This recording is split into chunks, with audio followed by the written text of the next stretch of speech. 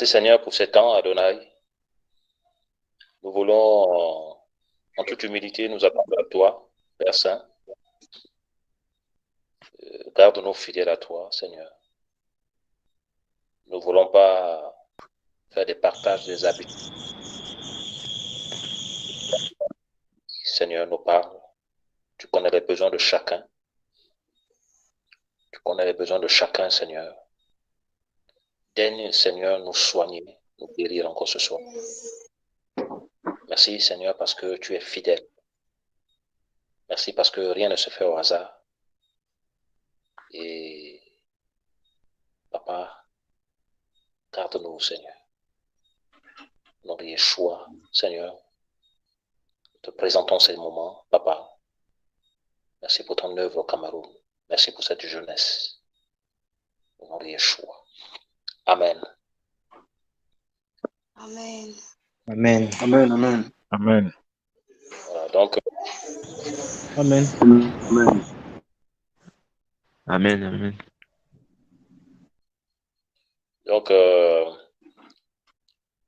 on va essayer un peu de partager un peu sur la discipline dans la marche, tout en donnant aussi des conseils. Voilà. Et en milieu chrétien, quand on constate un peu, quand on fait le constat aujourd'hui, surtout au niveau de la jeunesse, on se rend compte que non, qu'il y a beaucoup de légèreté. Voilà, il y a beaucoup de légèreté. Et cela est dû aussi au fait que la vérité de l'évangile n'est plus prêchée dans toute sa force. Voilà, et les frères et sœurs aussi ne veulent plus de la vérité. Et c'est ce qui fait en sorte que comme nous n'avons pas reçu la parole pure, la parole qui nous délivre, eh bien, nous sommes un pied dans le monde, un pied dans le Seigneur. Tout en ne sachant pas que le Seigneur ne veut pas 50-50, non, il veut la totalité de notre vie dans le Seigneur. Et aussi, le caractère manque à beaucoup de jeunes, que ce soit les sœurs ou les frères, le caractère manque.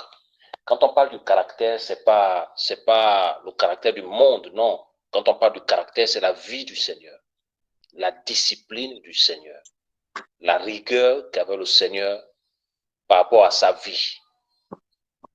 Voilà. Quand on voit la génération actuelle, quand on voit les frères et sœurs actuellement, le problème est dû aussi au fait que Paul a prédit aussi dans 2 Timothée 4 que les gens ne vont détourner leur oreille de la vérité. Et l'oreille dont Paulos parle, c'est l'oreille spirituelle. Donc nous assistons aujourd'hui, nous sommes dans un temps où l'oreille spirituelle n'entend plus la vérité. Parce que la Bible nous dit que, dans le psaume 119, que comment le jeune homme rendra-t-il son sentier pur en marchant selon les commandements du Seigneur? Et le constat qui est fait aujourd'hui, frères et sœurs, le constat qui est fait aujourd'hui, sœurs, frères, enfants du Seigneur, c'est nous sommes à l'heure où il y a une jeunesse, des personnes qui n'acceptent plus la vérité du Seigneur, qui n'acceptent plus le caractère du Seigneur. Voilà pourquoi vous avez remarqué que non, que ceux et celles qui veulent marcher dans la lumière, qui veulent marcher dans la vérité, dans cette génération, vont être de plus en plus rejetés, vont être de plus en plus seuls. Et telle était la vie des véritables prophètes du Seigneur. Être seul pour rendre compte qu'au Seigneur seul. Parce que la vérité actuelle a presque disparu. La vérité du Seigneur a presque disparu. Et nous constatons qu'aujourd'hui, nous voyons des personnes qui se disent enfants du Seigneur et facilement comme ça, que ce soit les frères ou les sœurs, qui se font draguer par des païens, qui qui communiquent avec des païens, qui sortent avec des païens, qui vont passer par là. Et vous allez vous rendre compte qu'il y a un problème de discipline. Il y a un problème de discipline profond dans la chrétienté actuelle. Il y a un problème de discipline. Il y a un problème de caractère. Pourquoi? Parce que, en fait, nous comprenons que la vérité aujourd'hui n'est plus acceptée. La vérité n'est plus prêchée. Et c'est ce qui fait en sorte que vous remarquez des personnes qui sont là depuis des années et des années, des personnes qui peuvent, n'étant pas pourtant mariées, mais qui peuvent se toucher, qui peuvent se lasser, qui peuvent toucher le sexe opposé comme ils veulent. Et on constate une sorte de légèreté extrême. Une sorte de légèreté extrême. Un manque de discipline. Un manque total et criard de discipline dans ce qu'on entend, dans ce qu'on voit. Et c'est ça le problème aujourd'hui, surtout en milieu jeunesse.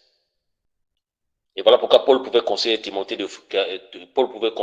en disant « Fuis les passions de la jeunesse ». Parce que dans les passions de la jeunesse, le jeune, dans les passions de la jeunesse, on trouve la distraction. Dans les passions de la jeunesse, on trouve l'amour du sexe. Dans les passions de la jeunesse, on trouve l'envie à chaque fois de changer de copine. Dans les passions de la jeunesse, on trouve le péché.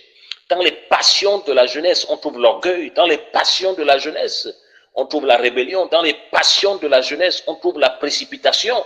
Dans les passions de la jeunesse, on trouve le manque de respect aux aînés, le manque de respect aux principes de l'œuvre qui peuvent nous faire avancer pour aller plus loin. Donc, Paul dit à Timothée que fuis les passions de la jeunesse. De fuir ces passions-là.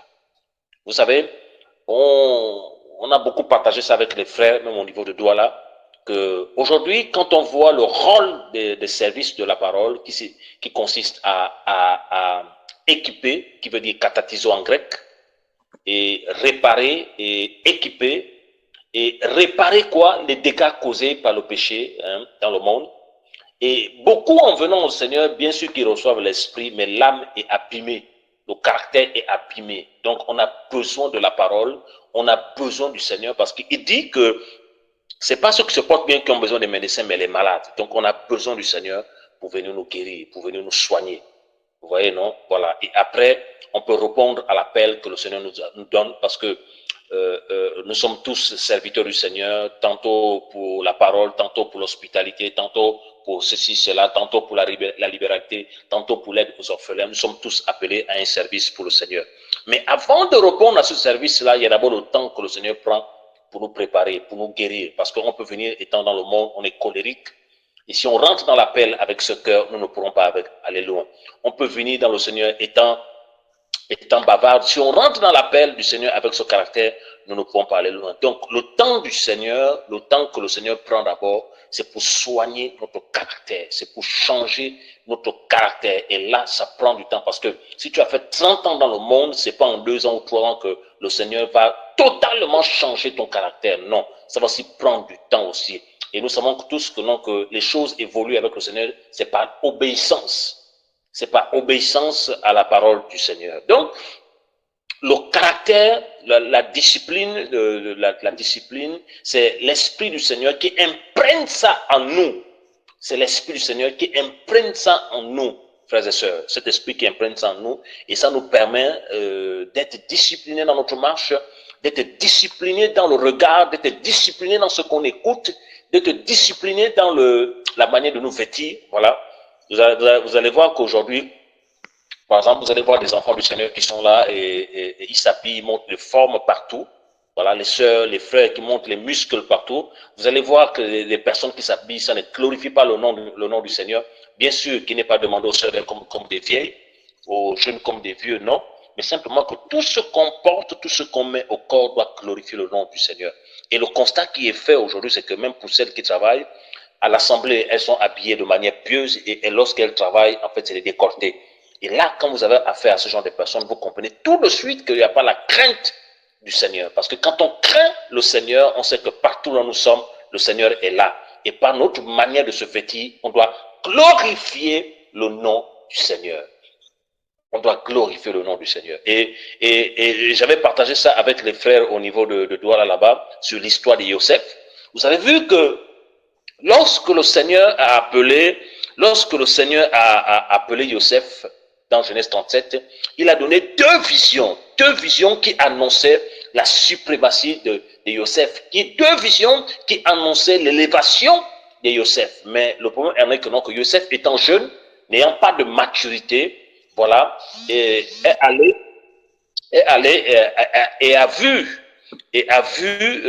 ses parents pour dire, voilà, je reçus tel songe, et ses frères ont commencé à le jalouser. Il aussi allait voir son père et son frère, et ils ont commencé aussi à le jalouser. Et plus tard, la Bible déclare que donc, pour les lecteurs de la Bible, que ses frères étaient jaloux et ils ont vendu Joseph.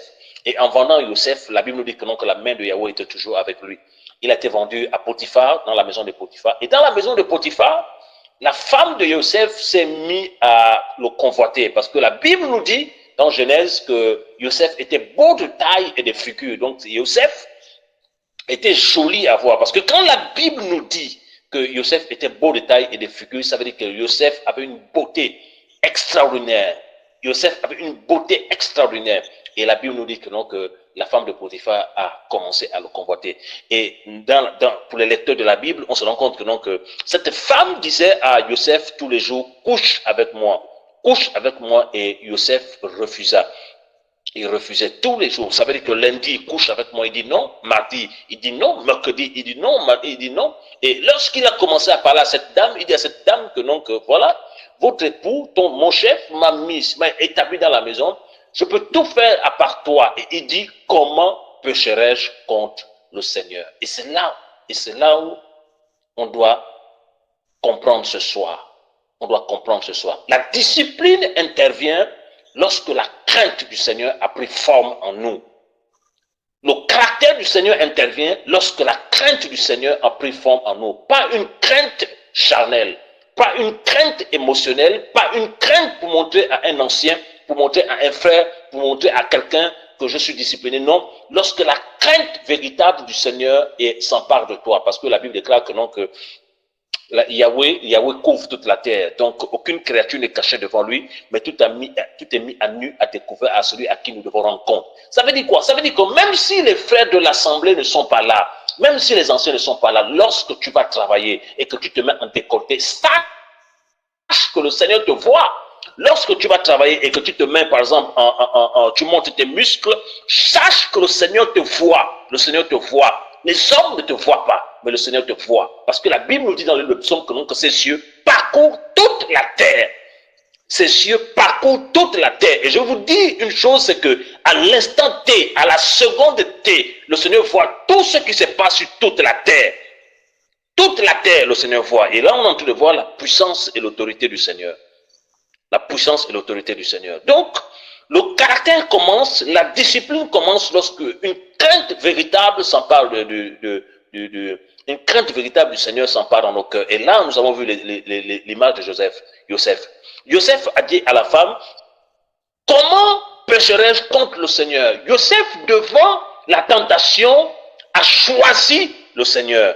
Joseph, devant cette femme, je ne sais pas si elle était belle, parce que nous devons comprendre que l'idée d'une femme mariée, une femme qui est mariée décide de vouloir tromper son mari comme ça de manière flagrante. On comprend que derrière, c'était l'ennemi qui était derrière, parce que derrière chaque péché, c'est l'ennemi qui veut travailler. Joseph savait que pour échapper à cela, il fallait la parole. Donc, il a présenté à la femme cette parole en disant que comment pécherai-je contre Yahweh? Il a présenté le Seigneur en disant que sa vie, c'est le Seigneur. Je choisis le Seigneur. Et la femme n'a pas écouté. Malgré tout cela, la femme a plongé contre lui, elle s'est rendue compte que non, que Joseph était seul, bien sûr qu'il travaillait. Voilà pourquoi on conseille toujours aux jeunes de ne jamais être avec les femmes seules. Voilà, mais le problème de Joseph, c'est qu'il travaillait dans la maison et la femme était là dans la maison. Donc elle a plongé sur lui et première chose d'abord, il avait refusé.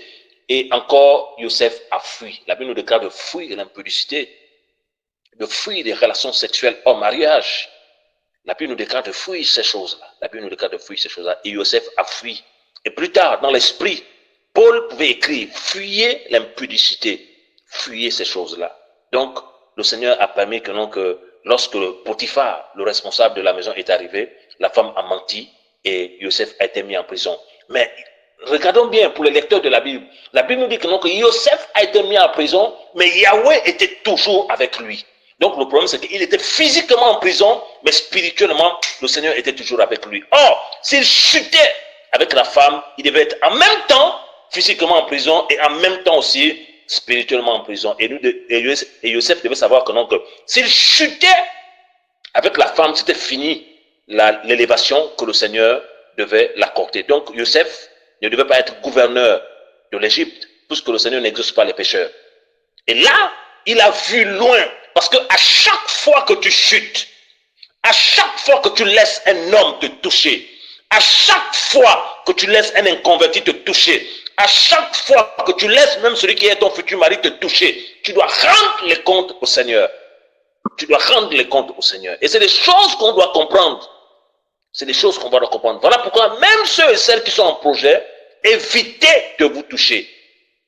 Évitez de vous toucher. Parce que ce n'est pas propre devant le Seigneur. Et là, il faut avoir une discipline. Et c'est ce qu'il faut comprendre dans la marche avec le Seigneur. Dans la marche avec le Seigneur. Et c'est important de comprendre ces choses-là. Et quand on parle de l'histoire de Joseph, nous comprenons tous que non, que Joseph aimait tellement le Seigneur que entre chuter et le Seigneur, il a choisi le Seigneur. Il a choisi la volonté du Seigneur. Il a choisi de plaire au Seigneur. Et le fait qu'il a choisi de plaire au Seigneur, ça l'a conduit où? Ça l'a conduit en prison, parce qu'on l'a traité de tous les noms. On l'a traité de violeur, on l'a traité de tous les noms, on l'a traité de menteur. Et le chef Potiphar a cru, mais Joseph, on l'a envoyé en prison. Et plus tard, il a persévéré de la prison, il a persévéré, voilà, il a expliqué un songe. Et plus tard, Joseph a reçu l'élévation. Frère, la question que je me pose, c'est que comment était cette femme-là lorsqu'elle a vu l'élévation de Joseph? Comment était cette femme-là lorsqu'elle a vu comment le Seigneur l'a élevée plus haut? Oui, comment était l'état de cette femme-là, puisqu'elle était la femme de Potiphar? Vous avez vu que non, que par la persévérance, il a fait en sorte que non, que le nom de son elle soit honoré. Joseph craignait le Seigneur, et il était jeune, il craignait le Seigneur. Il craignait le Seigneur, frère. Et la Bible nous dit que non, que la crainte du Seigneur, c'est la haine du mal. La crainte du Seigneur, c'est la haine du mal. Voilà. Craindre le Seigneur, c'est pas aller dans une assemblée. Craindre le Seigneur, c'est pas aller quelque part. Mais craindre le Seigneur, c'est haïr le mal. Frère, le temps que nous sommes en train de partager là, c'est capital. Nous devons comprendre que non, que la marche chrétienne, c'est pas pour 1 an, 2 ans, si le Seigneur ne revient pas maintenant dans 50 ans. 50 ans après, nous devons être toujours dans la foi. 60 ans après, nous devons toujours être dans la foi. Donc, il nous faut mettre des bases solides. Il nous faut mettre des bases solides. Il faut laisser au Seigneur le temps de travailler notre caractère. Il faut laisser au Seigneur le temps de travailler notre caractère. De pas jouer avec le monde. De pas jouer avec les païens, de ne pas jouer avec les païens. Bien sûr, quand le Seigneur fait grâce qu'on travaille dans une entreprise, bien sûr, on ne peut pas dire on va pas dire bonjour aux inconvertis. Non. Paul nous dit que non, que si c'était le cas, on doit sortir du monde. Ça ne veut pas dire qu'on ne peut pas, discuter avec les inconvertis. Non, si c'était le cas. Mais en tant qu'enfant de lumière, en tant qu'enfant de lumière, il y a des limites qu'il ne faut pas franchir. Il y a des limites. Une fille qui craint le Seigneur ne peut pas collaborer, ne peut pas discuter de manière constante avec un inconverti. Et si c'est le cas, elle est séduite. Un fils qui craint le Seigneur ne peut pas discuter de manière constante avec une inconvertie. Si c'est le cas, il est séduit. Et on doit comprendre toutes ces choses-là, frère, pour éviter. Parce que la Bible nous dit que non, que le diable rôde comme un lion rugissant, sachant qu'il faut la dévorer. Et Pierre avait reçu cette révélation, résistez-le avec une foi ferme. Vous savez, la marche, nous sommes comme le peuple d'Israël qui marchait dans le désert pour aller vers Canaan. Nous sommes ce peuple-là qui marchons dans le désert pour aller vers Canaan. Aujourd'hui, notre Canaan, c'est le ciel. Nous sommes dans un désert, le monde est comme un désert où les scorpions veulent nous piquer, où les satanistes veulent nous manger, où les gens possédés par les sirènes veulent nous détruire. Et nous avons une arme, l'armure du combattant, le bouclier de la foi, le casque du salut, l'épée, les chaussures. On doit se revêtir de cette armure, la discipline, la sanctification, sans laquelle personne ne verra le Seigneur. On doit se revêtir de ces choses-là parce que la marche, elle est longue, surtout quand on est jeune. Quand on est jeune, on doit se revêtir de ces choses-là. On doit refuser les passions de la jeunesse. On doit refuser les passions du monde, même si la chair tire. On doit dire non à notre chair et oui au Seigneur. Parce que Paul nous dit que les souffrances du temps présent ne sont pas comparables à la gloire à venir, frère. Le matin, j'étais en train encore de méditer, le Seigneur me parlait sur la ville, dans Hébreux 13, là où Paul pouvait nous dire que nous n'avons pas de ville ici-bas.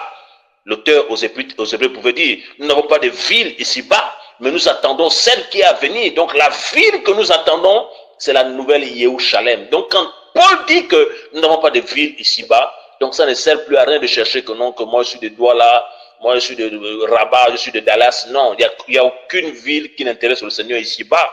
Nous savons tous que non, que cette terre-là va disparaître. Le ciel visible va disparaître. Il y aura un nouveau ciel et une nouvelle terre. Nous savons que non, que la ville qui apparaîtra, c'est la nouvelle Jérusalem, l'épouse de l'agneau.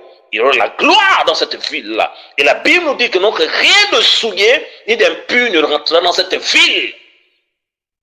Dans cette ville. Donc, quand on parle de la discipline, c'est la vie. Quand on parle de la discipline, c'est le caractère. Et c'est important de comprendre ces choses-là, fils et filles du Seigneur. C'est important de comprendre ces choses-là, parce que les temps où nous sommes, beaucoup sont en train de rejeter la vérité.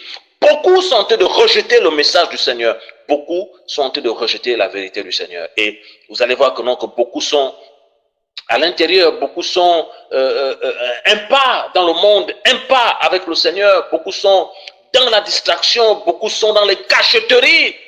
Voilà, et moi je peux faire dire tout le jour, à chaque fois que non, que vaut mieux aller dans le monde, vivre ta vie à 100% que de faire semblant, que de mentir que tu es chrétien ou chrétienne. Vaut mieux aller dans le monde, parce que ça ne sert à rien de vouloir mentir et après, le Seigneur dit que non, que je ne t'ai jamais connu. Je ne t'ai jamais connu.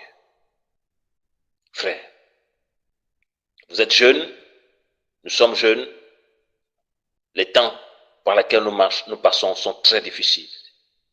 La séduction est en train de battre son plein. La séduction est en train de battre son plein. L'ennemi, par les ruses, par sa ruse, peut de plus en plus attirer des personnes vers le bas. C'est le temps où on ne doit plus s'attacher à l'argent. C'est le temps où on ne doit plus s'attacher au sexe. C'est le temps où on ne doit plus s'attacher au monde. On ne doit plus s'attacher au matériel. Si le Seigneur nous en donne, on le bénit. S'il ne nous en donne pas, on le bénit aussi. Mais c'est le temps de fixer nos regards vers le Seigneur. Et au choix, Mashiach, notre Seigneur et notre Maître. Parce qu'il est à la porte, frère. Et le Seigneur compte sur vous, jeunesse. Il compte sur vous. Il compte sur vous. Le caractère, ce n'est pas l'impolitesse. Le caractère, ce n'est pas être sauvage, non. Le caractère. Dans le caractère du Seigneur, on a aussi le respect mutuel. Dans le caractère du Seigneur, on a aussi l'amour. Dans le caractère du Seigneur, on a aussi la soumission mutuelle. Mais dans le caractère du Seigneur, on a la discipline. On a la rigueur. On a la propreté. On a un changement profond de mentalité. On a tout ce que le Seigneur aime. Et on déteste tout ce que le Seigneur déteste. Le péché qui nous éloigne du Seigneur. Le péché qui nous enlève, qui nous empêche, qui ne permet pas que nous puissions vivre la gloire du Seigneur, frère. On a toutes ces choses-là. Et vous devez comprendre que si le Seigneur permet qu'on partage ce genre de temps sur des thèmes précis, comme la discipline, c'est parce qu'il veut nous donner du caractère. C'est parce que le Seigneur veut nous réparer, parce que le Seigneur veut nous soigner.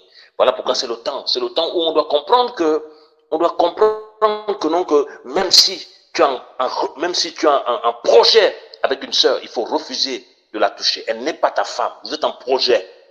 Elle n'est pas ta femme. Et la sœur aussi doit refuser.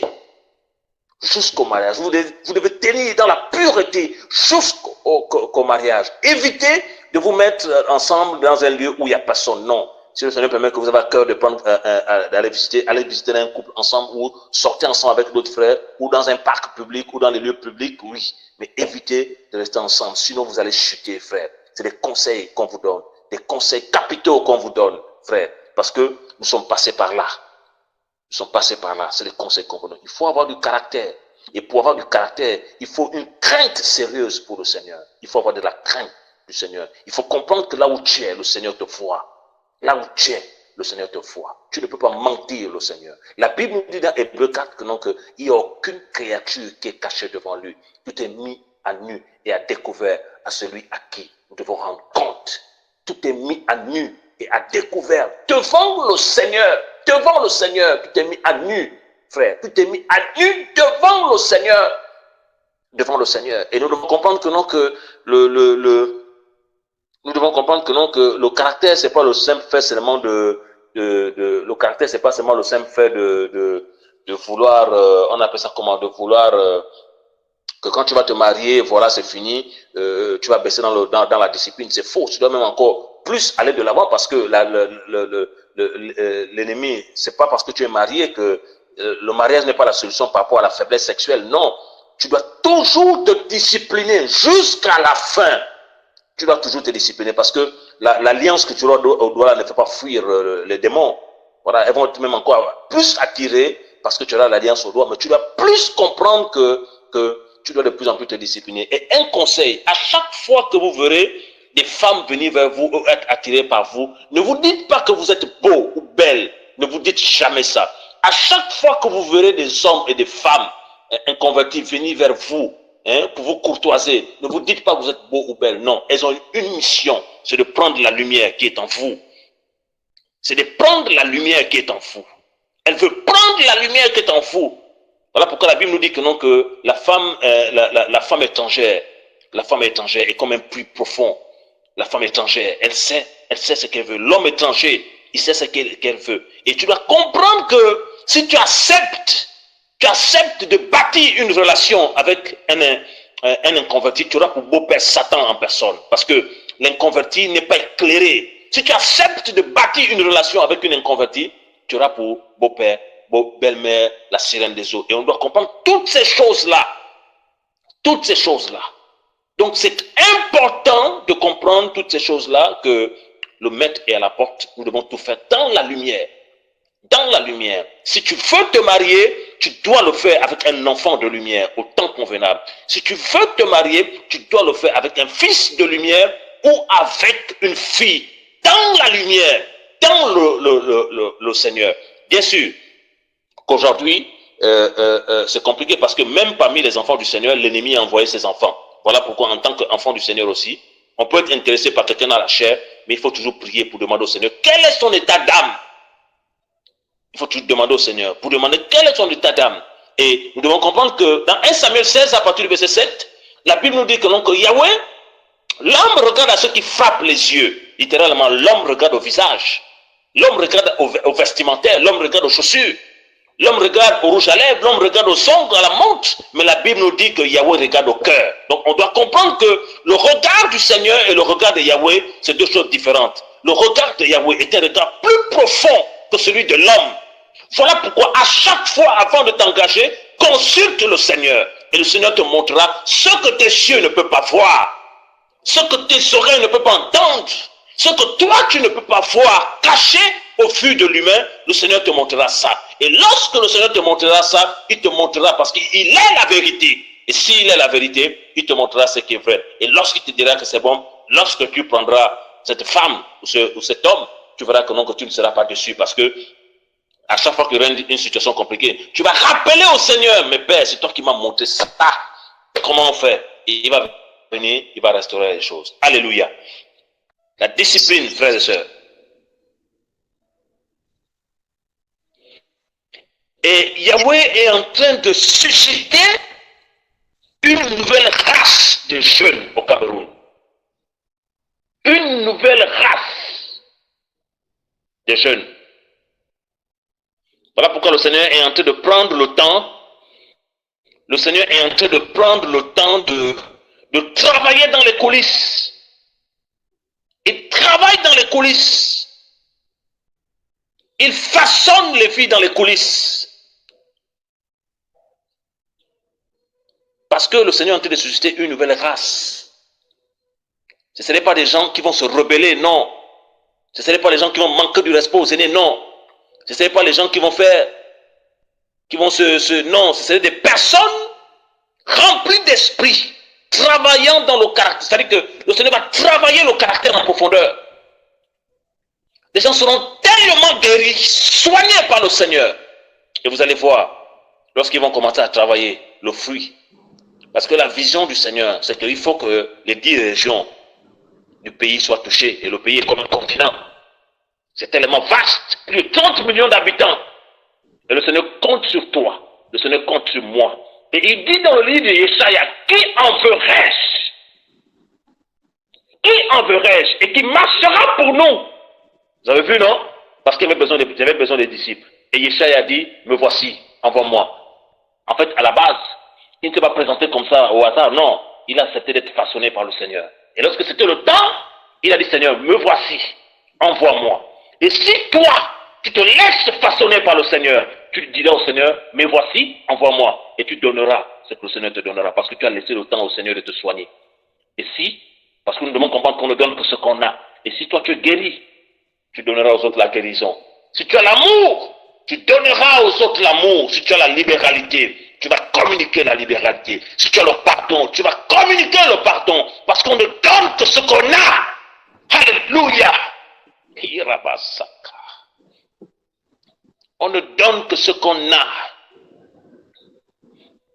On ne donne que ce qu'on a. Frères et sœurs, on ne donne que ce qu'on a. C'est le temps pour vous maintenant. C'est le temps pour nous de nous discipliner. De plus en plus. De nous discipliner. De nous discipliner. Et il faut que dans notre manière de nous vêtir, que le nom du Seigneur soit glorifié. Il faut que dans notre manière de faire des choses, que le nom du Seigneur soit glorifié. Si un endroit ne glorifie pas le nom du Seigneur, ne mets pas les pieds là-bas. C'est le temps, frère. Et cela passe par beaucoup de sacrifices. Beaucoup de sacrifices. Beaucoup de sacrifices. Alléluia. Est-ce qu'on peut prendre Hébreux 12, 14? Est-ce que quelqu'un peut nous faire la lecture? Recherchez la paix avec tous et la sanctification, sans laquelle nul ne verra le Seigneur. Alléluia. Quelqu'un peut prendre aussi 1 Thessaloniciens 4, versets 1 à 5. 1 Thessaloniciens 4, versets 1 à 7, il est écrit: Au reste donc, frères, nous vous demandons et nous vous y exhortons dans le Seigneur Yeshua, que quand vous avez appris de nous de quelle manière il vous fait marcher et plaire à Elohim, vous y abondiez de plus en plus. Car vous savez quel commandement nous vous avons donné par le Seigneur Yeshua. Car c'est ici la volonté d'Elohim, votre sanctification, que vous vous absteniez des relations sexuelles illicites, que chacun de vous sache posséder son propre vase dans la sanctification et dans l'honneur, non pas dans la passion du désir, comme des nations qui ne connaissent pas Elohim. Ne pas frauder et profiter de son frère en affaires, parce que le Seigneur punit toutes ces choses comme nous vous l'avons dit et attesté. Car Elohim ne nous a pas appelés à l'impureté, mais à la sanctification. Amen. Amen. Verset 8. Verset 8. C'est pourquoi celui qui rejette ceci ne rejette pas un être humain, mais Elohim qui nous a aussi donné son Saint-Esprit. Alléluia. Voilà, mon frère, Jérôme, relis-moi encore le verset 4, s'il te plaît. Verset 4. Que chacun de vous sache posséder